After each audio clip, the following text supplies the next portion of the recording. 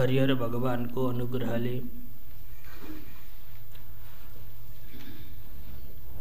विश्वकै सबैभन्दा पावन क्षेत्र देवघाटमा साधना गर्दै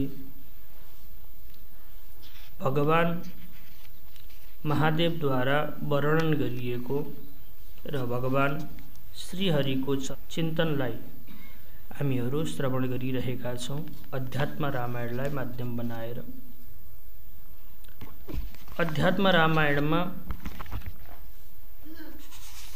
परब्रह्म परमात्मा श्री रामलाई दुईटा रूपमा बताइएको छ। एउटा भगवान श्रीराम सगुण हुनुहुन्छ भनेर बताइएको छ। उहाँको आकृति छ,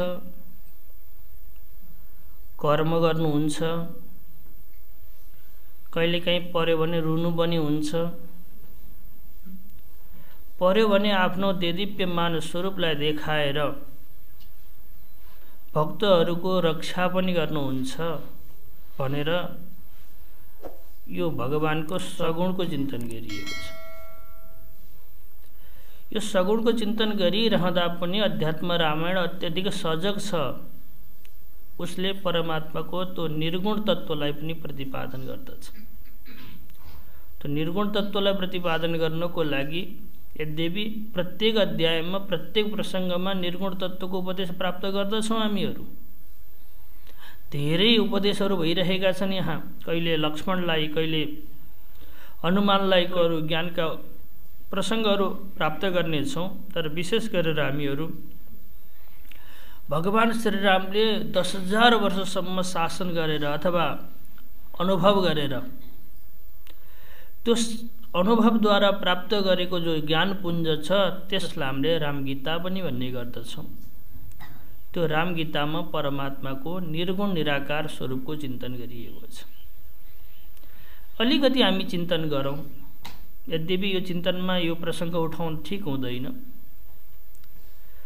सगुणको चिन्तनद्वारा हामी यदि स्वस्थ र मस्त छौँ भने, आफूलाई कृतकृत्य मानेका छौँ भने, सगुण कुनै पनि पदार्थ छ त्यो मायाबाट बनेको एक दिन नष्ट हुन्छ अनि सगुणबाट हामी आनन्दित छौँ भने त्यो पदार्थ नष्ट भइरहँदा हामीलाई आनन्द रहन सक्दैन। चाहे त्यो छोरा नातिको रूप किन नहोस्, चाहे त्यो ठुला सन्तहरूको रूप किन नहोस्, चाहे त्यो परमात्माको नै रूप किन नहोस्, यदि रूपको चिन्तनद्वारा आनन्दित छौँ भने त हामीहरू सधैँ आनन्दमा रहन सक्दैनौँ। किनकि रूप त एक दिन नष्ट हुन्छ कि हुँदैन। रामजीलाई एक दिन जानुपर्छ कि पर्दैन।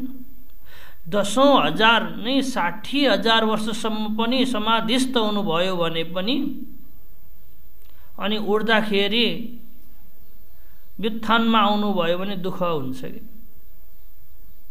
सौभरी ऋषिको एउटा प्रसङ्ग आउँछ, पुराणहरूमा वर्णन गरिएको छ। साना थिए, आमा बुवाले विवाह गर भनेर सौभरी ऋषिलाई भने। उनले भने म विवाह गर्दिनँ, म जङ्गल जान्छु, भजन गर्छु, परमात्मालाई प्राप्त गर्दछु भनेर हिँडे। उनी जङ्गलमा गए अनि परमात्माको ध्यान लगाउन थाले। सगुण परमात्माको ध्यान लगाउँदै ध्यानस्थ भइदिए, समाधिस्थ भइदिए। आफ्नो वायुलाई, प्राणवायुलाई ब्रह्मरन्ध्रमा लगेर राखे। भोक प्यास पनि लागेन, उनलाई जाग्नु पनि परेन। यसै गरेर 60,000 वर्ष बितिसक्यो। ध्यानमा बसेको थिए, ध्यानको आनन्द लिइरहेका थिए, समाधिमा प्राप्त हुने आनन्दको अनुभूति गरिरहेका थिए। त्यो 60,000 वर्ष बित्दाखेरि कस्तो भइसकेको थियो भने त्यो पानीले, जुन नदीको किनारमा बसेर साधना गरिरहेका थिए, पानीले बिस्तारी बिस्तारी कटान गर्दै लाँदा उनी पानीभित्र परिसकेका थिए। समाधिको बलले गर्दा पानीले बगाउन सकेको थिएन, त्यही उनी समाधिस्थ थिए जलभित्र बसेर। किनकि प्राणवायुलाई त ब्रह्मरन्ध्रमा लगेर राखेका थिए, श्वासोश्वास पनि गर्नुपर्ने थिएन, भोक प्यास पनि लाग्नेवाला थिएन। किन भोक प्यास गर्न लाग्दछ, प्राण नै लाग्ने हो। श्वासोश्वास प्राण नै गर्ने हो, सबैलाई ब्रह्मरन्ध्रमा लगेर राखेको हुनाले उनलाई कुनै पनि अप्ठ्यारो थिएन। 60,000 वर्षसम्म समाधिस्थ रहे सौभरी ऋषि हो। 60,000 वर्षपछि उनलाई इच्छा लाग्यो, खोल्नु पर्यो आँखा भनेर बिस्तारै आँखा खोलेका थिए। त्यो पानीभित्र छन् नि उनी त, पानीमा माछाहरू एक आपसमा क्रीडा गर्दै रहेछन्, खेल्दै रहेछ।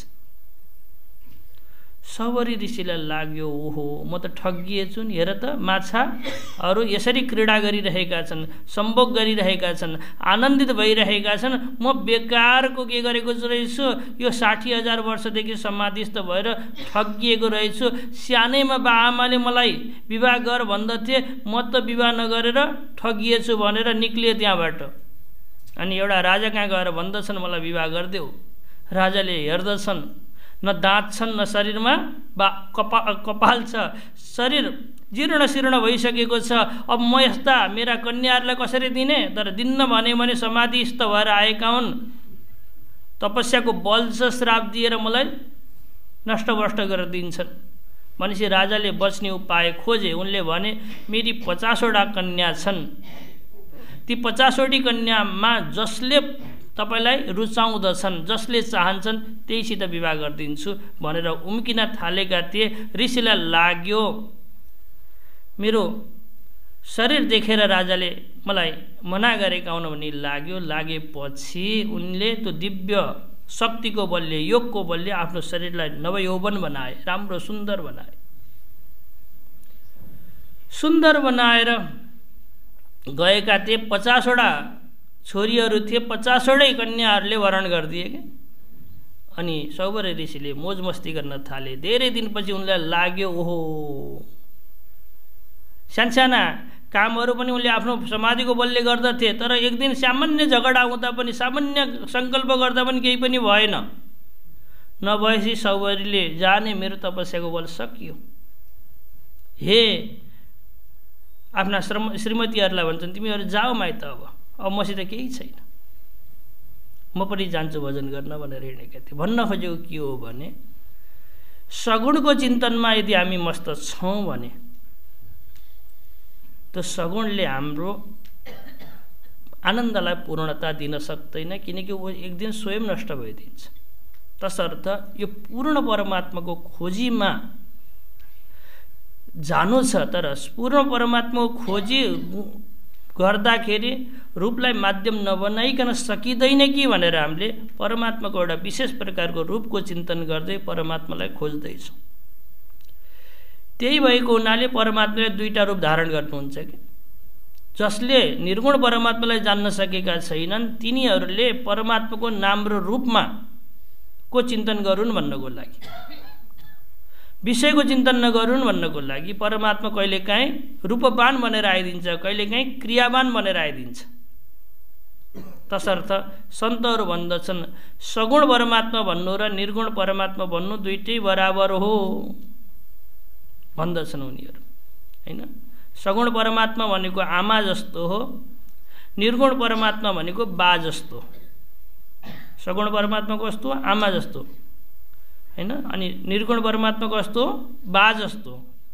घरमा आमाले काम गरेको देखिनुहुन्छ, सानो बच्चालाई यस्तै लाग्छ नि, आमाले खुब काम गर्नुभएको छ, मेरो लागि तयारी गर्नुभएको छ, भोजन बनाउनु भएको छ, सबै चिज गर्नुभएको छ, बाले त के पो गर्नुभएको छ र भन्दछ सानो बच्चाले। तर बाले पनि उसको लागि रात दिन गरिरहेका हुन्छन्। घरमा रहेका भाँडाहरू भर्ने कसो काम हो? पिताजीको नै त काम हो। त्यही भएर सन्तहरू भन्दछन् सगुण परमात्मा देखिएर काम गरेको जस्तो देखिन्छ, निर्गुण परमात्मा लुकेर काम गरेको जस्तो देखिन्छ। दुईटै परमात्माका स्वरूप हुन्। आमा र बामा कसलाई पो निन्दा गर्ने हो?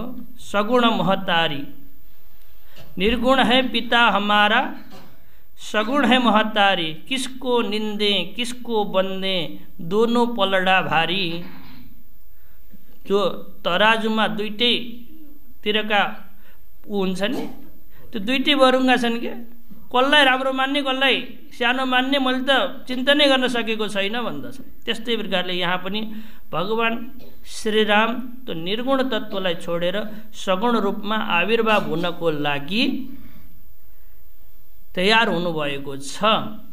यो पावन प्रसङ्गलाई चिन्तन गर्ने हामी तयारी गरिरहेका छौँ। हिजो हामीहरूले प्रसङ्गमा श्रवण गरेका थियौँ। भन्न खोजेको यहाँ के हो भने सगुण परमात्मालाई जान्दा जान्दै निर्गुण परमात्मातिर जानुपर्दछ है हामी। तर निर्गुण परमात्मालाई जान्नुभन्दा पूर्व सगुणलाई राम्रोसित जानौँ है। त्यही भएर परमात्माको अबदेखि सगुण चिन्तन गरिन्छ। हनुमानले सोद्धछन् कि भगवान श्रीरामलाई, मुक्तिको उपनिषदमा प्रसङ्ग आउँछ, हे भगवान मैले रात दिन हजुरको चिन्तन गरेको छु, भजन गरेको छु, सेवा गरेको छु, म मुक्त भएँ कि भइन भनेर हनुमानले प्रश्न गरेका छन्। भगवान श्रीरामले भन्नुहुन्छ मुक्त भएका छैनौ। ल गडबड भयो।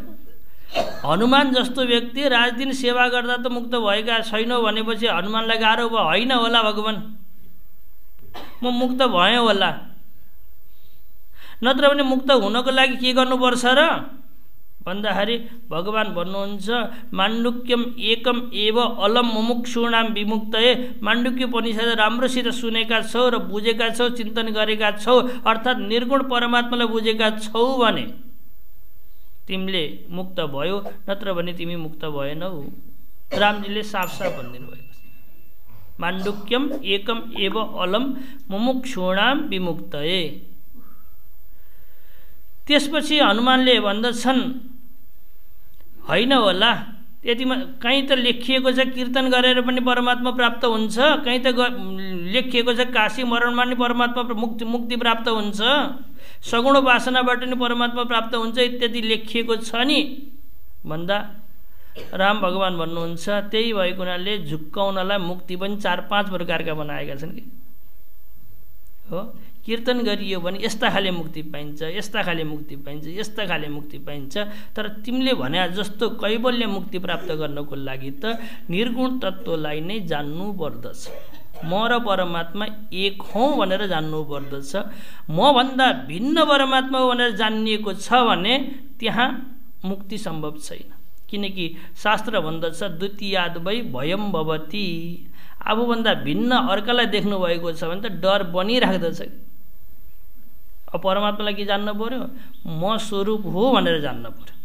त्यो जान्नको लागि यो तयारी हुँदैछ है। हिजो हामीहरूले चिन्तन गरेका थियौँ पृथ्वी भारवती भइन्, गरुङ्गी भइन् र गौको रूप धारण गरेर ब्रह्माजी बठा गइन्। हे ब्रह्माजी मलाई शान्ति छैन, कहीँ यज्ञ यज्ञादि भएको छैन, सत धर्मलाई आचरण गर्ने व्यक्तिहरू छैनन्, त्यही भएर म गरुङ्गी भएँ, मलाई मेरो उद्धार गर्नुहोस् भनेर ब्रह्माजी बठा गएपछि ब्रह्माजीले सबै देवी देवतालाई लिएर भगवान विष्णु बठा पुग्नुभयो। पृथ्वी किन भारी भएकी थिइन् त नि भनेको 10 वदन मुखा 10वटा इन्द्रियले गर्दा यो हाम्रो शरीर भारी भएको छ। रावणले गर्दा भन्नेको छ। रावणका कतिवटा मुख थिए? 10वटा थिए। हाम्रा पनि इन्द्रिय कतिवटा छन्? 10वटा छन्। त्यो 10वटा मुखले के गर्दछन्? 10वटा विषय खोजिरहेका छन्। जसरी रावणका 10वटा मुखले 10वटा विषय खोजेका हुन्थे, त्यस्तै प्रकारले हाम्रा पनि 10वटा इन्द्रियले 10वटा विषय खोजिरहेका छन्। अनि तिनीहरूको पूर्ति गर्दा गर्दै यो शरीर कस्तो भएको छ? गरुङ्गो भएको छ, काम नकाजको भएको छ। एउटाले मलाई राम्रो चाहियो भनेको छ, एउटाले मिठो चाहियो भनेको छ, एउटाले सुरिलो चाहियो भनेको छ, एउटाले सुगन्धित चाहियो भनेको छ, एउटाले कमलो चाहियो भनेको छ, होइन, एउटाले रूप राम्रो चाहियो भनेको छ। यी यस्तै इन्द्रियको चक्करमा हाम्रो पनि शरीर भारी भएको छ। यो भारी शरीरलाई बिसाउनको लागि भगवान ब्रह्मा मतलब गुरुको शरणमा जानुपर्दछ। अनि त्यो गुरुको पनि काम के हो भने म गुरु हुँ, म परमात्मा हुँ भनेर बस्दिनु हुँदैन कि। उसले पनि छिटोमा छिटो परमात्माको सान्निध्य गराउनु पर्दछ। त्यही भएर यो शरीर इन्द्रियको भारद्वारा भारित भएर गुरुको पासमा गएको थियो। ब्रह्माजीले गुरु भनेर भगवान विष्णुको ध्यान गर्नुभयो हैन। त्यसपछि भगवान विष्णु उत्पन्न हुनुभएको छ। कसरी उत्पन्न हुनुभएको छ हिजो हामीले चिन्तन गर्यौं। अनि ब्रह्माजीले प्रार्थना गरिराख्नु भएको थियो, हे भगवान, म अरु केही चाहन्न, हजुरको हृदयमा बास होस् यो चाहन्न के म। यही प्रसङ्ग आएको थियो नि। हजुरको हृदयमा बसेका व्यक्तिहरूमा प्रिया हुँदो रहेछ, मतलब डाहा हुँदो रहेछ कि। जस्तै हजुरले आफ्नो हृदयमा कसलाई राख्नु भएको छ? लक्ष्मीलाई राख्नु भएको छ। अनि यहाँ कति मिठो पंक्ति आएको थियो हिजो 19 नम्बरको श्लोक। तवाङ्ग्रे पूजा निर्माल्य तुलसी मालया विभो स्पर्धते वक्षसि पदम लब्ध्वापि श्री सपत्नीवत। तपाईको वक्षस्थलमा हृदयमा अहोरात्र निवास प्राप्त गरेकी भगवती लक्ष्मी पनि कसैले तुलसीको माला भगवानलाई लगाइदियो भने यो सौता काँडा आई भनेर, सपत्नी भनेको सौता काँडा आई भनेर डाहा गर्दछ। त्यही भएर मलाई हजुरको वक्षस्थलमा ठाउँ चाहिएन प्रभु। त के चाहन्छौ त नि भन्दा अतस्त्वत पाद कमले, हजुरको चरणमा मलाई स्थान दिनुहोस्। किनकि हजुरको पदमा बस्न पाएँ भने, पद भनेको चरण हैन, पाउ, पदमा बस्न पाएँ भने मेरो उद्धार हुनेछ।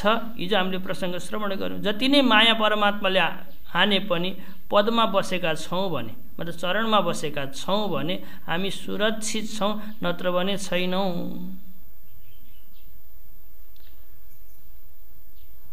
भगवान श्रीरामले हनुमानलाई भन्नुहुन्छ कि हनुमान, तिम्रो इच्छाले गर्दा, तिम्रो चाहनाले गर्दा मैले धेरै जनालाई पद दिएँ। विभीषणलाई राजा बनाएको पनि तिम्रो इच्छाले गर्दा हो। सुग्रीवलाई राजा बनाएको पनि तिम्रो इच्छाले गर्दा हो। धेरै व्यक्तिलाई यो पद दिम भनेर तिमीले निर्णय गर्छौ, भन्दछौ, अनि मैले त्यही पद दिन्छु, तिमीले पनि एउटा पद ल्याऊ। भगवानले के भन्नुभयो? तिमीले पनि एउटा पद लिय भन्दा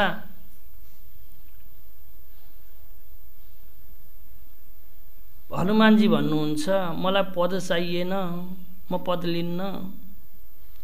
किन भन्दा पद प्राप्त गर्यो भने व्यक्तिले पदलाई छोड्नै चाहदैन, पदले नै छोडिदिन्छ। अनि भूतपूर्व भन्छ के भन्छ? भूतपूर्व भन्छ, पहिलाको भन्ने। अनि मेरो नाम सुन्ने बित्तिकै भूतहरू डराउँदछन्। कसको नाम सुन्ने बित्तिकै? भूत प्रेत निकट नहीं आवे, महावीर जब नाम सुनावे। त्यही भएको हुनाले मलाई पद चाहिएन। पद प्राप्त भयो भने व्यक्तिले छोड्न चाहदैन। अनि कसले छोडिदिन्छ भन्नुहोस् त? पदले नै छोडिदिन्छ। अनि भूतपूर्व भन्दछ, मसित भूत डराउँदछन्। त्यही भएको हुनाले मलाई के चाहिएन? पद चाहिएन। भनेपछि भगवान रामले भन्नुहुन्छ, होइन, कुनै न कुनै पद त लिनु पर्यो कि, यत्रो व्यवस्था मिलाउनु छ। सबैले एकवटा पद लिएका छन् भने हनुमानजी भन्नुहुन्छ, त्यसो भने मलाई एउटा होइन 2टा पद दिनुहोस्। के भन्दछन्? म अलि लालची छु प्रभु, तपाईँले यति धेरै आग्रह गर्नुहुन्छ भने मलाई एउटा पदले पुग्दैन हैन। कहीँको राजा बन इत्यादि एउटा पदले पुग्दैन, 2टा पद दिनुहोस्। त्यो 2टा पद भनेको हजुरका चरण हुन् के? संस्कृतमा पद भन्दछन् चरणलाई। यी 2टा चरण भन्दा अरू मलाई कुनै पनि पद चाहिएको छैन। एउटा पदले मलाई पुग्दैन, 2टा पद दिनुहोस्। त्यो पद भनेको हजुरको चरणार बिन्द हो भनेर जसरी हनुमानले भगवान रामका चरणारविन्द मागेका थिए, हे भगवान हामी पनि हजुरको चरणमा भक्ति बनोस् भनेर प्रार्थना गर्दछौँ भनेर ब्रह्माजीले यहाँ स्तुति गर्नुभएको छ। अतस्त्वद पादकमले भक्तिरेव सदास्तुम्य। किनकि संसारमा रहेको रोगलाई नष्ट गर्नको लागि औषधि हो कि परमात्माको पद, परमात्माको भक्ति। परमात्मा भक्ति गर्यौँ भने कुनै पनि रोगले सताउँदैन। किनकि त्यो व्यक्तिले परमात्मालाई भक्ति गरेको व्यक्तिले हरेक काममा प्रसन्न रहन्छ क्या। उसले एउटा सूत्र बनाएर रटेको हुन्छ, परमात्माले भन्दा अरू कसैले गरेको हुँदैन, परमात्माले नराम्रो गर्नै सक्दैन। भक्तहरूले रट्ने भनेको सूत्र एउटै हो के सूत्र हो? परमात्माले भन्दा अरू कसैले गर्न सक्दैन, अनि परमात्माले नराम्रो गर्दै गर्दैन। भन्न सक्नुहुन्छ? परमात्माले भन्दा अरूले गर्न सक्दैन, अनि परमात्माले नराम्रो गर्दै गर्दैन हो। मलाई रोग लागेको छ भने पनि, मलाई छिमेकीले गाली गरेको छ भने पनि हो, मलाई कसैले सताएको छ भने पनि त्यो परमात्माले नै गरेको कि अर्काले गरेको? किनकि नियम के हो? परमात्माले भन्दा अरूले गर्न सक्दैन। मलाई कसैले गाली गरेको छ भने पनि त्यो परमात्माले नै गाली गरेको हो क्या। किनकि उसको सूत्र बलियो छ नि। के सूत्र छ उसको? परमात्मा भन्दा अरू कसैले गर्न सक्दैन। अनि मलाई गाली पनि गरेको छ भने, ढुङ्गो पनि हानेको छ भने परमात्माले मसित जिस्किन खोजेको हो कि? जसरी प्रेममा एउटाले अर्कालाई ढुङ्गो हानेर जिस्किन्छ, अनि त्यो बेलामा रुनी चित्कार गर्ने हो कि त्यो प्रेमको आनन्द लिने हो? त्यस्तै प्रकारले परमात्माले मलाई आज जिस्काइरहेको छ, मसित परमात्मा जिस्किन खोजेको छ भनेर अरू कसैले गाली गरिरहँदा पनि, अरू कसैले ढुङ्गो हानिरहँदा पनि उसले भगवत बुद्धि बनाएर स्वस्थ र मस्त रहन्छ कुन व्यक्ति। किनकि संसारमा दुःख त छँदैछन्, त्यो दुःखलाई कसरी चिन्तन गर्ने भन्ने कुरो आयो। त्यो परमात्माले मलाई जिस्काउनु भएको छ भन्ने भावनाले, परमात्माले नै दिएको भन्ने भावनाले रहियो भने, किनकि परमात्माले केही न केही मेरो हित गर्न चाहन्छ, त्यही भएको हुनाले मलाई दुःख दिएको। परमात्माले केही न केही मबाट राम्रो काम गराउन चाहन्छ, किनकि परमात्माले अहित गर्दै गर्दैन। तसर्थ मलाई दुःख दिएको, मेरो छोरो हटाएको, मेरो बुहारीलाई नमिठो बोल्नी बनाएको भनेर ऊ हरेक व्यवहारमा स्वस्थ र मस्त रहन्छ कुन व्यक्ति? जो भक्त छ। त्यही भएर यहाँ भनिएको छ संसारमय तप्तानाम। संसारमा एउटा रोग छ, त्यो रोगबाट तापिरहेका, पोलिरहेका, पिल्सिरहेका व्यक्तिहरूको लागि परमात्माको यो भक्ति नै, अर्थात् यो सूत्र नै सबैभन्दा ठुलो औषधि हो। कुनै पनि व्यवहार भइरहेको छ भने यो मलाई परमात्माले नै गर्नुभएको हो भन्ने जानेर, मेरो उद्धार कृपा गर्नको लागि नै गर्नुभएको भन्ने जानेर। जसरी धोबीले कपडा धुन थाल्यो भने कपडालाई उठाउँदै पिड्दै गर्छ, देख्नुभएको छ? घाटहरूमा पानीमा लगेर चोबल्छ अनि त्यसपछि उठाएर पिड्छ। किन पिटेको भन्दा त्यो कपडामा दाग थियो, त्यो दाग हटाउनलाई होइन र? त्यस्तै प्रकारले दुःख मैले भोगेँ भने त मेरो मनमा रहेका दागहरू मेटिनेछन्, जानेछन् भनेर दुःखमा पनि उसले आनन्दको अनुभव गरिरहेको हुन्छ हो। नूनम्बै भगवान प्रीतः विष्णु केनापि कर्मणा। आज पक्कै पनि परमात्मा मसित प्रसन्न हुनुभएको छ। निर्वेदोयम दुराशाय यन्मे जात सुखावह। मतलब मलाई आज दुःख दिनुभएको छ, सुख दिनको लागि दुःख दिनुभएको। भगवान विष्णु प्रसन्न हुनुभएको छ र पो मेरो मनलाई साफ गर्नको लागि यति दुःख दिनुभएको छ भनेर स्वस्थ र मस्त रहन्छ। तसर्थ योभन्दा अरू केही पनि संसारमा बसेको व्यक्तिलाई निरोग हुने उपाय छैन। किनकि संसारमा त रोगै रोग छन् कि। संसारमा के पाइन्छ? दुःखै दुःख पाइन्छ। यो चिन्तन तपाईँले गर्न सक्नु भएन भने दुःखी नै भइन्छ। त्यही भएर भगवानले गीतामा यो संसारको माथि एउटा बोर्ड लगाइदिनु भएको छ। के बोर्ड लगाइदिनु भएको छ? दुःखालयम भनेर। दुःखालय भनेको बुझिन्छ? घर। औषधालय भनेको बुझ्नुहुन्छ कि बुझ्नुहुन्न? त्यहाँ के पाइन्छ? औषधि पाइन्छ होइन। तर त्यहाँ तपाईँले मिठाई माग्नु भने पाइन्छ। अनि जहाँ चाहिँ पुस्तकालय हुन्छ त्यहाँ पुस्तक पाइन्छ। जति खोजे पनि पाइन्छ, तर त्यहाँ औषधि पाइन्छ? पुस्तकालयमा पुस्तक पाइन्छ, औषधि पाइँदैन, होइन? अनि औषधालयमा के पाइन्छ? औषधि पाइन्छ, पुस्तक पाइँदैन। अनि भगवान्ले यो संसारमा कुन बोर्ड लगाइदिनु भएको छ? दुखालय भनेर लगाउनु भएको छ। यहाँ के पाइन्छ ल भन्नुहोस्? के पाइँदैन? ल भन्नु पऱ्यो क्या आफैले। औषधालयमा के पाइन्छ? के पाइँदैन? पुस्तक पाइँदैन। पुस्तकालयमा के पाइन्छ? के पाइँदैन भने यो संसारमा भगवान्ले एउटा बोर्ड लगाइदिनु भएको छ। के? दुःखालय। यहाँ के पाइन्छ? दुःख पाइन्छ। के पाइँदैन? सुख पाइँदैन। सुख पाउने भनेको त संसारबाट, यही भएर लेखियो संसारा मयतप्तानाम। संसारमा दुःखै दुःख छ। यो दुःखमा तापिएका, डढेका, पिल्सिएका, आत्तिएका व्यक्तिहरूका लागि भेषजम औषधि हो परमात्माको भक्ति। त्यही भएर मलाई भक्ति दिनुहोस् भगवान भनेर यसरी प्रार्थना गरेपछि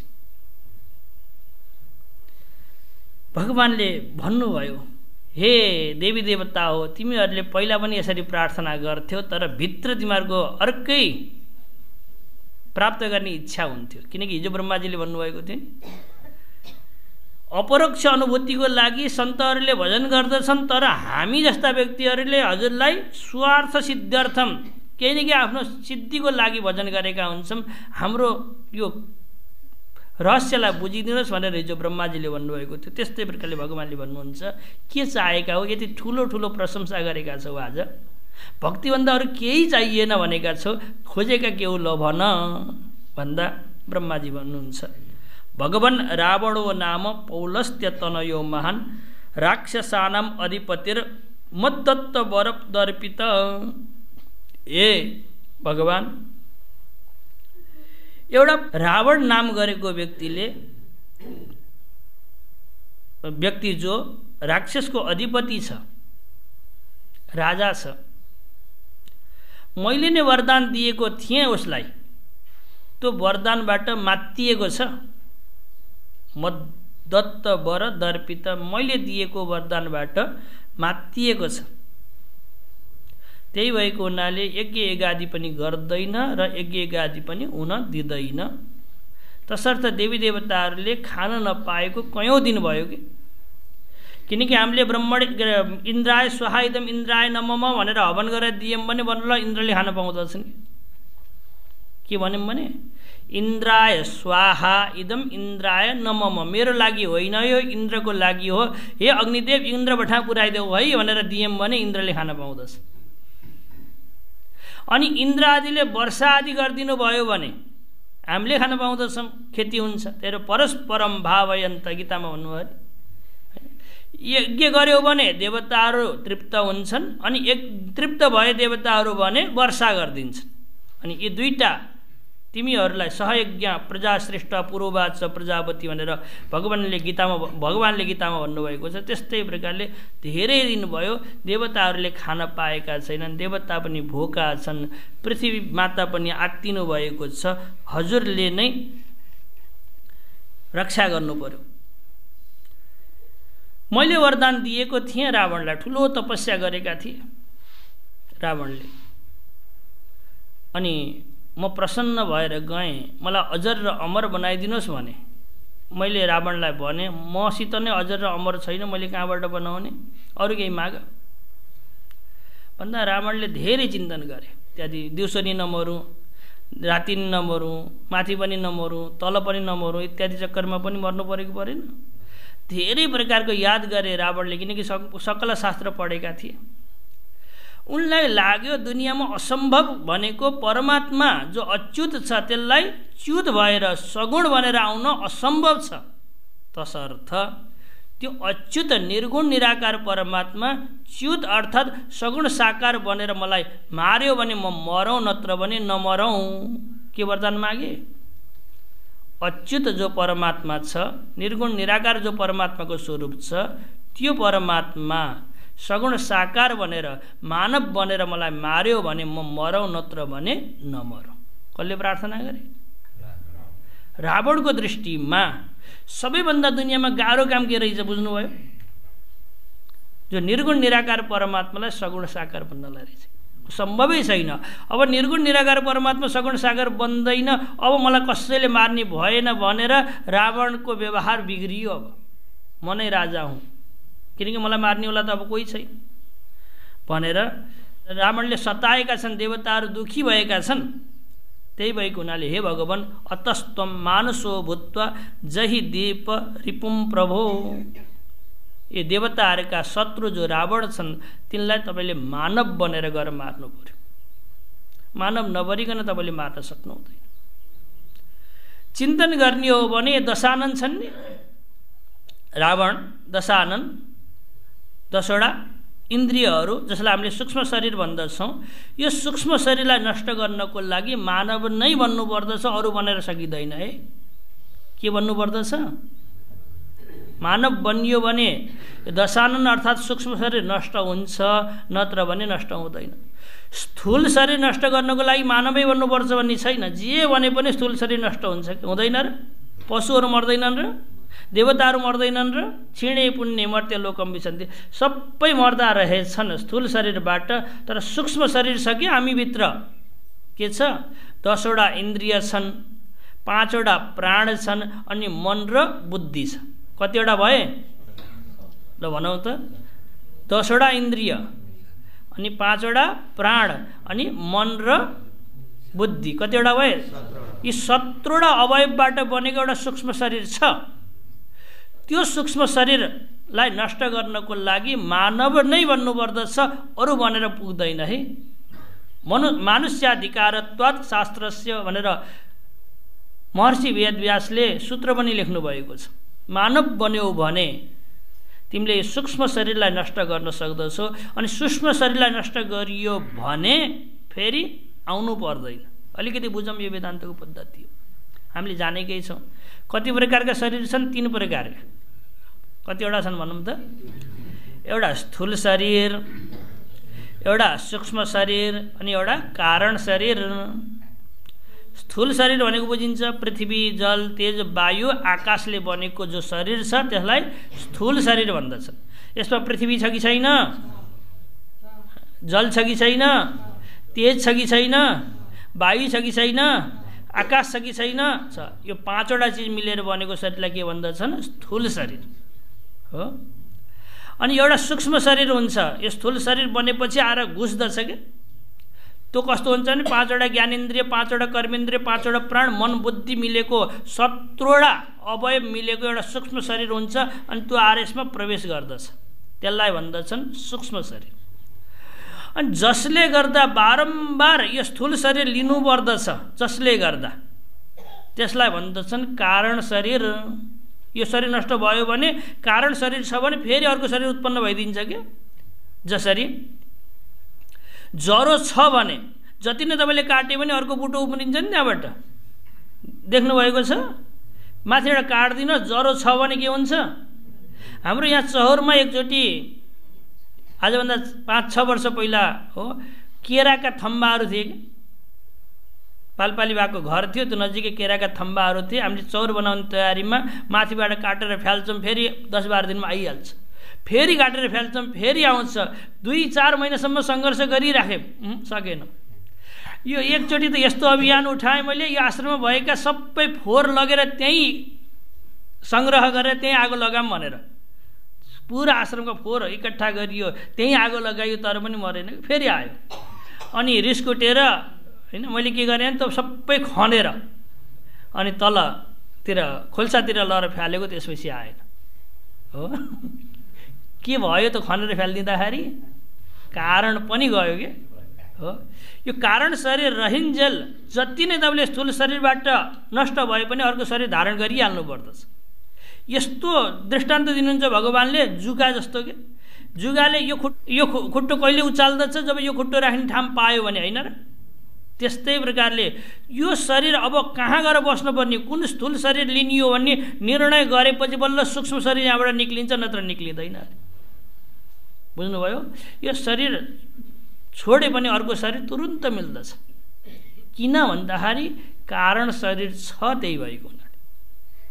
छोरा नातिले बोकेर जाने शरीरलाई स्थूल शरीर भन्दछन्। स्थूल शरीर कसलाई भन्दा रहेछन्? शङ्ख बजाउँदै राम नाम सत्य हो भन्दै लिएर जान्छ नि एउटालाई, त्यसलाई भन्दछन् स्थूल शरीर। अनि आफै बोकेर जानुहुन्छ, आफ्नो धर्मानुगो गच्छति जीव एक, आफ्नो धर्म र कर्मको बलले उडेर जान्छ जो, त्यसलाई भन्दछन् सूक्ष्म शरीर हो। धर्मको मतलब कहिले स्वर्ग जान्छ कहिले नरक जान्छ, त्यसलाई भन्दछन् सूक्ष्म शरीर। बुझ्नुभयो? यो मुक्त हुनको लागि के गर्नुपर्दछ भने स्थूल शरीर जहाँबाट बनेको त्यहाँ गएर विलय हुन्छ आफै। हामीले नचाहने हुन्छ कि हामीले चाहेनौँ भने पनि माटोमा गएर मिल्छ मिल्दैन? जल तेज, वायु वायुमा, आकाश आकाशमा, घटाकाशमा आकाशमा गएर मिल्दछ।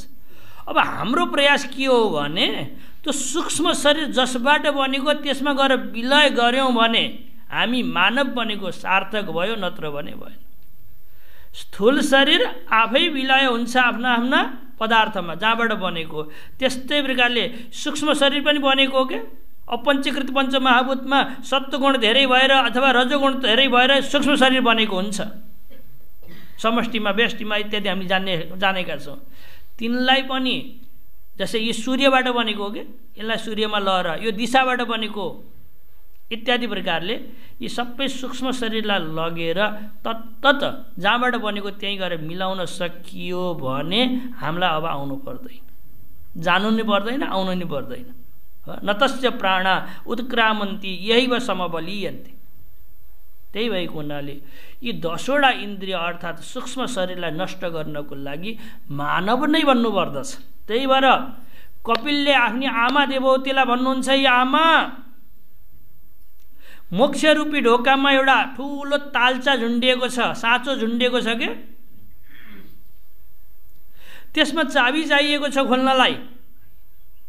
यो मानव रूपी चाबी जो छ नि एकदमै फिट बस्दछ, एकदम सेट हुन्छ कि खोल्न चाहनु भने खुल्दछ। पशुहरू ठुल्ठुला हुन्छन् घुस्दैनन्, कमिला आदि अरू साना हुन्छन् घुसेर पनि काम गर्दैन, घुमै गरिदिन्छन्। मानव रूपी चाबी कस्तो छ? यो मोक्ष रूपी ढोकामा झुन्डिएको साँचो खोल्नको लागि पर्फेक्ट छ। बुझ्नुभयो? त्यही भएर मानव बन्दै हामीले आफूलाई त्यो चाल्चा खोल्न सकेनौँ, मोक्षमा प्रवेश गर्न सकेनौँ भने, चाबी हातमा हुँदै ताल्चा खोल्न सकेनौँ भने त राम्रो हुँदैन। त्यही भएको हुनाले छोड्नुहोस् यो विषय, भज्नुहोस् रामलाई भनेर कपिलजी महाराजले देवहूतिलाई उपदेश दिएर जङ्गलमा जानुभएको थियो। याद आउँछ हजुरहरूलाई? भागवत भन्नुभएको थियो नि, यामा यतातिर घुमाइदिनु भयो भने बन्धन हुन्छ त्यो चाबीलाई, यतातिर घुमाइदिनु भयो भने खुल्छ। एउटै होइन? साँचो खोल्ने चाबी एउटै हुन्छ होइन? साँचो खोल्ने चाबी दुईवटा हुन्छ, खोल्ने र बन्द गर्ने एउटै हुन्छ कि अलग अलग हुन्छ? एउटै हुन्छ। यतातिर घुमाउनु भयो भने बन्धन हुन्छ होइन? अनि यतातिर घुमाइदिनु भयो भने यो शरीर पनि एकदमै पर्फेक्ट बस्दछ। त्यसमा यतातिर घुमाइदिनु भयो भने फेरि संसारमा परिन्छ, यतातिर अर्थात् परमात्मातिर घुमाइयो भने मुक्त भइन्छ। तसर्थ यो सूक्ष्म शरीरलाई नाश गर्नको लागि मानव हुन आवश्यक छ। त्यही भएर मानवको ठुलो गान गरिन्छ कि जन्तु नाम नर जन्म दुर्लभम अत पुंस्तम ततो विप्रता तस्मात् वैदिक धर्म मार्ग परता इत्यादि प्रकारले यो मानवको ठुलो प्रशंसा गरिएको छ। किन भन्दा यसले सूक्ष्म शरीरलाई पनि नष्ट गर्दछ। के सामर्थ्य छ मानवमा भनौँ त? चाह्यो भने अब अर्को यसरी बुझौँ, हामीले नचाहे पनि स्थूल शरीर नष्ट हुन्छ कि?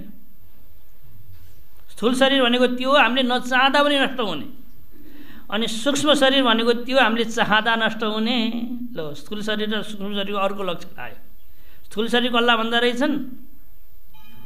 हामीले नचाहँदा पनि नष्ट भयो भने स्थूल शरीर, अनि हामीले चाहँदा मात्रै नष्ट भयो भने सूक्ष्म शरीर हो। यो स्थूल शरीर धेरै बन्दछन् पृथ्वी आदिबाट, सूक्ष्म शरीर एउटा बन्दछ। परमात्माले पहिलोचोटि एउटा बनाएर छोडिदिनु भएको छ। त्यही सूक्ष्म शरीर बारम्बार लिएर घुमेका छौँ, अलग अलग शरीरमा प्रवेश गराउँदै हिँडेका छौँ। जसरी त्यही शरीरमा अलग अलग कपडा लगाएर हिँड्दछौँ, त्यस्तै प्रकारले त्यही सूक्ष्म शरीर एकचोटि परमात्माले बनाउँदछ। त्यसलाई नष्ट गर्न सकियो भने एकचोटि नष्ट हुन्छ। स्थूल शरीर बारम्बार नष्ट हुन्छ, बारम्बार नष्ट उत्पन्न हुन्छ। सूक्ष्म शरीर के हुँदो रहेछ?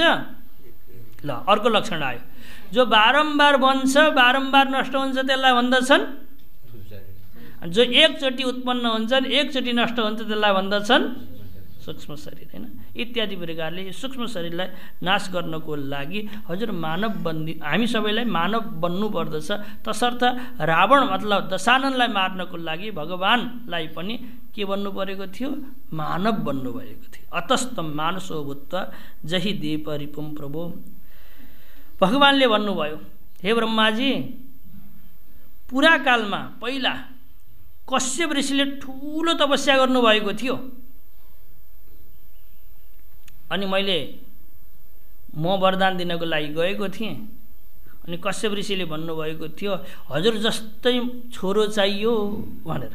के भन्नुभएको थियो? हजुर जस्तै मलाई छोरो चाहियो। मैले खोजेँ, म जस्तो कोही पनि भेट्टाइन। न तत्समः, होइन? त्यो परमात्मा जस्तो कोही पनि छैन भने उपनिषद्ले भन्दछ। अधिकश्च, त्योभन्दा ठुलो पनि छैन, त्यो जस्तो पनि छैन, त्योभन्दा साना चाहिँ जति पनि भेटिन्छन् उपनिषद भन्दछ। परमात्मा जस्तो सम पनि भेटिँदैन, परमात्माभन्दा ठुलो पनि कोही भेटिँदैन। अब के गर्ने होला? म जस्तो भनेर मागेका छन्, म जस्तो त कोही पनि छैन, होइन? भनेपछि म नै तिम्रो पुत्र बनेर आउँदछु भनेर घोषणा गरेको थिएँ। तिनै कश्यप अहिले दशरथ भनेर हिँडेका छन्। हो, परमात्मा त्यो दिन आविर्भाव हुनुहुन्छ, कश्यप दशरथ बन्यो भने। कश्यप भनेको के हो त नि भन्दा निरुक्तले, स्वयं निरुक्तले कश्यपको अर्थ गर्दछ पश्यति कम इति पश्यक। पश्यति कम इति पश्यक। कम भनेको ब्रह्मलाई, हेर्दछ मतलब हेर्न चाहन्छ जसले, त्यसलाई भन्दछन् पश्य क। क भनेको ब्रह्म, कम ब्रह्म, खम ब्रह्म भनेर उपदेश आउँछ। कम भनेको के हो? ब्रह्म हो। खम भनेको के हो? ब्रह्म हो। त्यही भएर कम भनेको ब्रह्मलाई, पश्य मतलब हेर्न चाहन्छ जसले, त्यसलाई भन्दछन् पश्यक। अनि पश्यक एव कश्यप। त्यो कलाई अगाडि पलाई पछाडि लैदिनु भयो भने त्यसलाई के भन्दछन्? कश्यप। यो निरुक्तले स्वयं व्याख्या गर्दछ। हुनुपर्ने थियो पश्यक, तर कला अगाडि पलाई पछाडि लगेको हुनाले, उल्टो पढेको हुनाले के भएको? कश्यप भएको। अर्थात् परमात्मालाई देख्ने इच्छा छ, अनि त्यो इच्छा भएको व्यक्तिले दशरथ बन्यो भने 10वटा इन्द्रियहरूलाई घोडामा, रथमा, 10वटा इन्द्रिय रूपी घोडालाई रथमा जोतेर लगाम तानेर बसेको छ भने त्यसलाई भन्दछन् दशरथ। बुझ्नुभयो? दशरथ भनेको बुझ्यो? 10वटा घोडालाई रथमा राखेर त्यसको लगाम समातेर तानेर खिचेर जो बसेको छ त्यसलाई भन्दछन् दशरथ बनेको छ। परमात्मा जान्ने इच्छा भएको व्यक्तिले आफ्ना इन्द्रियहरूलाई नियन्त्रण गरेको छ भने त्यो घरमा परमात्माको आविर्भाव हुन्छ, त्यो हृदयमा परमात्मा देखिन्छ। कश्यप नै दशरथ बनेर बसेका छन्। उनले छोरो प्राप्त गर्नको लागि, पुत्र प्राप्त गर्नको लागि धेरै विवाह गरे। कोसित गरे? कौशल्यासित गरे, अनि सुमित्रासित गरे, अनि कैकेयीसित गरे, तर पनि छोरो प्राप्त गर्न सकेका छैनन्। अब म त्यो घरमा उत्पन्न हुनु छ, म मानव बनेर उत्पन्न हुन्छु, तिमीहरूको काम बनाइदिन्छु, जाऊ तिमीहरू भनेर भगवानले सबैलाई पठाउनु भयो। ब्रह्माजी प्रसन्न हुनुभयो। विष्णु र मानुष रूपेण भविष्यति रघुकुले। विष्णु भगवान मानव रूप धारण गरेर रघुकुलमा उत्पन्न हुँदै हुनुहुन्छ। कहाँ उत्पन्न हुँदै हुनुहुन्छ? रघुकुलमा उत्पन्न हुँदै हुनुहुन्छ। त्यही भएको हुनाले हे देवता हो, तिमीहरू आत्तिनु पर्दैन। अब बरु सक्छौ भने आफ्ना आफ्ना अंशबाट भगवान राम आउँदै हुनुहुन्छ, उहाँको सेवा गर्नको लागि वानरो भूत्वा, वानर बनेर यत्र तत्र तिमीहरू उत्पन्न भौ। भगवान राम जुन दिनसम्म धराधाममा रहनुहुन्छ त्यो दिनसम्म तिमीहरूले बाँदर बनेर सेवा गर भनेर ब्रह्माजीले सबै देवी देवताहरूलाई विष्णु सहायम कुरुत यावत स्थास्यते भूतले, जहिलेसम्म भगवान श्रीराम यो जगतमा रहनुहुन्छ त्यो दिनसम्म बाँदर बनेर तिमीहरूले सेवा गर है। इति देवान समादिश्य। अनि समाश्वास्य च मेदिनीम, यसरी देवताहरूलाई आश्वासन दिएर पृथ्वीलाई पनि हे पृथ्वी अब आत्तिनु पर्दैन, भगवान नै राम बनेर अथवा दशरथको पुत्र बनेर आउनुहुन्छ र तिम्रो भारीलाई हटाउनुहुन्छ भनेर ब्रह्माजीले यसरी पृथ्वीलाई पनि सान्त्वना दिनुभयो। यसरी दोस्रो सर्ग बालकाण्डको द्वितीय सर्ग पनि समाप्त भयो। तेस्रो सर्गमा भगवानको पावन जन्म छ, जन्मको प्रसङ्ग आइरहेको छ। पार्वतीजी भन्नुहुन्छ हे महादेव अरू पनि प्रसङ्ग सुनाउनुहोस् न मलाई, अगाडि के भयो भन्दा श्री महादेव उवाच, भगवान महादेव भन्नुहुन्छ हे पार्वती तिम्रो यो परमात्मालाई सुन्ने इच्छा देख्दा म प्रसन्न भएको छु, ल सुन भनेर। अथ राजा दशरथ श्रीमान सत्यपरायण अयोध्याधिपतिर्वीर सर्वलोकेषु विस्तृत। अयोध्याका अधिपति दशरथ नाम गरेका राजा थिए, सबैले जान्दथे उनलाई। श्रीमान थिए, धनशाली थिए, सत्यपरायण, आफ्नो वचनमा अत्यधिक श्रद्धा गर्दथे, सत्य आफ्नो वचनको पालना गर्दथे। रघुकुल रीत चलिआई प्राण जाए पर वचन न जाई। भगवान रघुकुलमा यस्तो परम्परा थियो, प्राण जाओस् तर आफूले बोलेको वचनलाई जान दिँदैनथे, बोलेको वचन पुरा नै गर्दथे। तिनी पनि दुखी थिए अरे। स अनपत्यत्व दुखेन पीडितो गुरुम एकदा, गुरु बठा गए उनी। गुरु भएका ठाउँमा गएपछि गुरु वशिष्ठजीको छोरो अत्यधिक ठुलो आवाजमा रुन थालेको थियो। कैकेयी माताले गुरुमाताबाट लिएर त्यसलाई सान्त्वना दिन थाल्नुभयो, अझ नि शान्त भएन। नभएपछि दशरथजी अझै अगाडि बढ्नुभयो, किन रोइरहेका छन् आज गुरुपुत्र भनेर सम्झाउनलाई जानुभएको थियो। अझै चित्कार गरेर रुन थालेपछि दशरथजीले वशिष्ठलाई भन्नुहुन्छ यो भएर रोएको हो। हे बुवा, हजुरले त दशरथ जस्तो व्यक्तिलाई शिष्य बनाउनु भयो, मैले कसलाई शिष्य बनाउँला, किनकि दशरथको पुत्र नै छैन। दशरथजीले भन्नुहुन्छ कि यसरी छोराले भनिरहेको छ त्यही भएर रोइरहेको छ भनेर वशिष्ठजीलाई भन्दै हुनुहुन्छ। बुझ्नुभयो? यो भएर रोएको किन भन्दा मेरा बुवाले त दशरथ जस्तोलाई छोरा शिष्य बनाउन पाएका थिए, मैले कसलाई बनाउँला किनकि दशरथका छोरा नै छैनन् भनेर रोइरहेको छ भनेपछि वशिष्ठजीलाई याद आयो, ओहो दशरथजीलाई पुत्र नभएको हुनाले पीडा रहेछ। दशरथजी भन्नुहुन्छ सबै चिज छ मसित, तर ती सबै मलाई खानलाई दौडिरहेका छन्, किन छोरा छोरी नै छैन भने, सन्तति नै छैन भने त्यो धन के गर्ने। मैले बाहिर निक्लेर हेर्छु असह्य हुन्छ, पीडा हुन्छ मनमा, दासदासीहरू छन्, सम्पदा छ, सबै चिज छ, नभएको केही छैन, तर त्यसलाई उपभोग गर्ने व्यक्ति देख्दिनँ अनि दुखी हुन्छु भनेर दशरथजीले यसरी भनेपछि वशिष्ठजीले भन्नुभयो नआत्तिएन, म छु नि। ऋष्यशृङ्ग नाम गरेका एउटा ऋषि छन्, तिनी ऋषिलाई ल्याएर यस प्रकारको यज्ञ गर, पुत्रेष्टि यज्ञ गर। पुत्रेष्टि यज्ञ गर्यो भने तिम्रा एक होइनन्, दुई होइनन्, चारवटा छोरा हुनेछन्। वशिष्ठजीले के भन्नुभयो, कसलाई लिएर आऊ, ऋष्यशृङ्ग ऋषिलाई लिएर आऊ।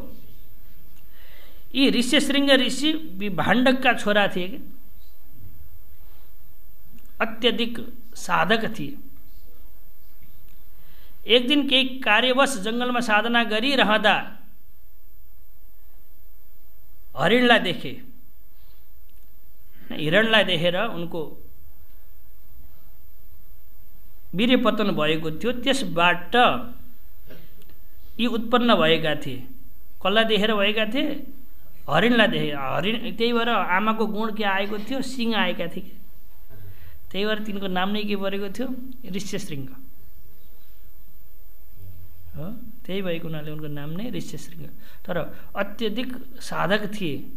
भगवान शङ्कराचार्य आश्रम बनाउने होला, कहाँ आश्रम बनाउने होला न, आश्रम बनाउने ठाउँ खोज्दै हिँड्नु भएको थियो कि एक ठाउँमा जाँदाखेरि सर्पले भ्याकुत गर्भवती भ्याकुतलाई रक्षा गरेर बसेको, घाम पर्छ कि भनेर ओत दिएको, पानी पर्छ कि भनेर ओत दिएको, छाप दिएको, ओत दिएको देखेपछि भगवान आश्चर्यमा पर्नुभयो। ओहो, यहाँ त आफ्ना शत्रु मतलब भक्ष्य पदार्थको पनि यसरी सुरक्षा गरिरहेको छ कसले? सर्पले। भनेपछि यही यो ठाउँ अत्यधिक पावन छ, यही नै आश्रम बनाउनु पर्यो भनेर एउटा व्यक्तिलाई सोध्नुभयो। अरे यहाँ किन यस्तो भइरहेको छ? सर्पले पनि भ्याकुताको के गरेको छ? रक्षा गरेको छ भनेर सोद्धाखेरि तिनी व्यक्तिले भने यहाँ नजिकै विभाण्डक ऋषिले साधना गरेको स्थल छ, त्यो तपस्याले गर्दा यहाँ व्यक्तिहरूमा वैर छैन, एक आपसमा सबै मिलेर बस्दछन् भनेपछि भगवानले यही आश्रम स्थापना गर्नु पर्यो भनेर त्यही श्रृङ्गेरी आश्रम स्थापना गर्नुभएको छ। के आश्रम? श्रृङ्गेरी। हामीहरूको मूल आश्रम हो के त? हामी सरस्वती सम्प्रदायमा छौँ, परमानन्द सरस्वतीजी हुनुभयो। हामी सरस्वती सम्प्रदायको मूल आश्रम हो श्रृङ्गेरी आश्रम हो।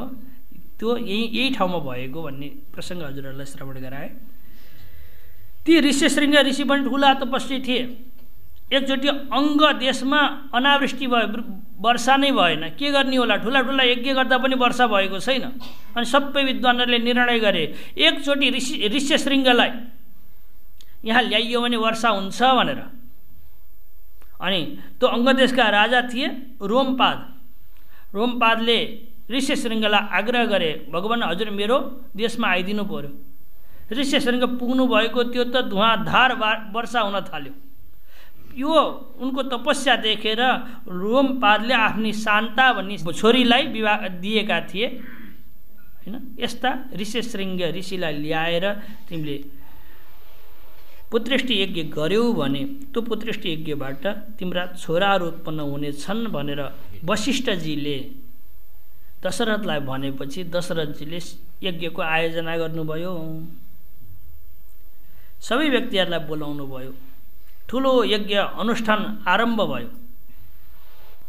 अग्निदेव खीर लिएर स्वर्ण पात्रस्थम गृहीत्वा, भव्यबाट भनेको अग्निदेव नै पायसम भनेको खीरलाई स्वर्ण पात्रमा गृहीत्वा लिएर आउनुभयो। गृहाण पायसम दिव्यम पुत्रियम देवनिर्मितम लप्स्यसे परमात्मानम पुत्रत्वेन न संशय भन्दै, हे दशरथ तिमीले यज्ञ गर्यौ, यो यज्ञबाट म उत्पन्न भएको छु।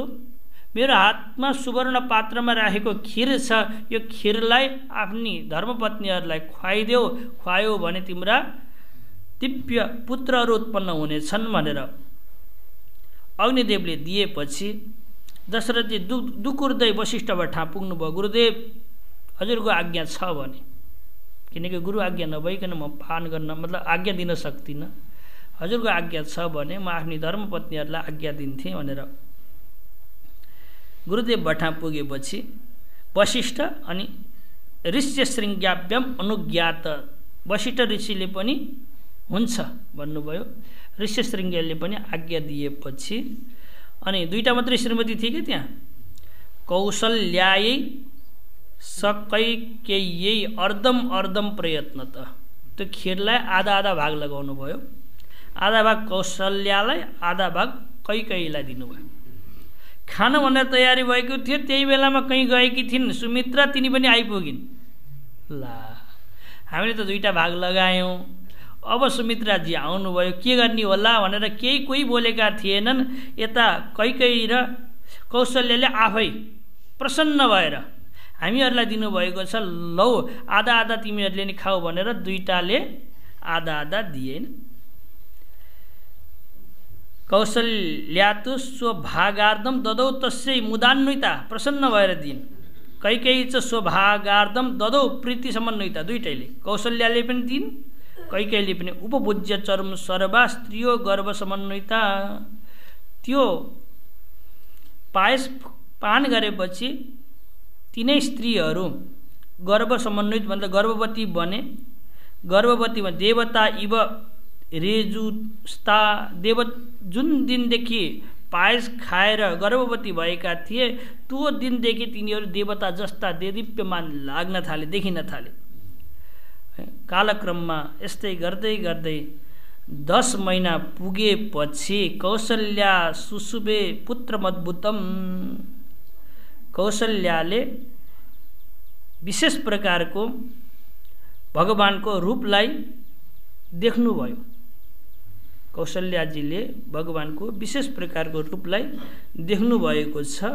अब यो पावन प्रसङ्गतिर जाउँ भने यता न उताको भइन्छ आज हो। भोलि हामीहरू भगवान श्रीरामको जन्मोत्सव मनाउनेछौँ। आज भूमिका बाँधेका छौँ। परमात्मा किन उत्पन्न हुनुहुन्छ, किन परमात्मालाई उत्पन्न हुनुपर्दछ भन्ने प्रसङ्गलाई अलिकति गाह्रो खाली चिन्तन आज गरेँ मैले, सगुण निर्गुण निर्गुण सगुण गरेर। भोलि यसलाई नै अलि सहज अनि पुराणहरूमा प्रतिपादित परमात्मा किन सगुण बनेर आउनुहुन्छ यो सहज रूपको चिन्तन गर्दै अनि भगवान श्रीरामको आविर्भाव गर्नेछौँ।